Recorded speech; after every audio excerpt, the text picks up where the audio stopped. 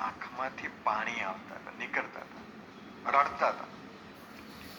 પ્રબોધ સ્વામીનો ભગવો રૂમાલ હેન્ડકરચીપ જેવો એ પલ્લી ગયેલો.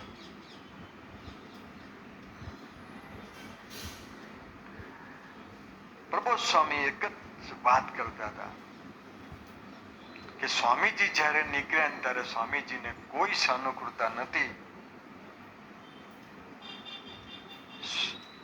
તમે વિચારો સ્વામીજી, આજે માનો કે તમારા જીવનમાં ઘણા બધા એવા દિવસો આવ્યા હશે, એ દિવસે તમે રડ્યા હશો.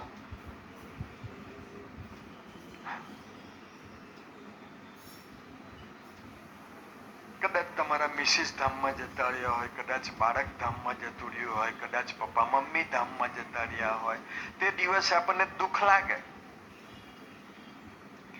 પણ એ કંઈક 25 વર્ષ પછી દુઃખ ન લાગે, એ દિવસ યાદ આવે તો.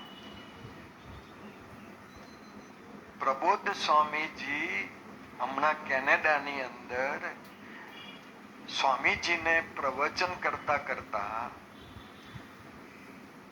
એવું બોલ્યા કે સ્વામીજી જ્યારે BAPS માંથી આવીને રેલવે સ્ટેશન ઉપર વડોદરામાં ઉતર્યા ત્યારે સ્વામીજીને લેવા માટે કોઈ નતું ગયું, આમ કરીને રડી પડ્યા.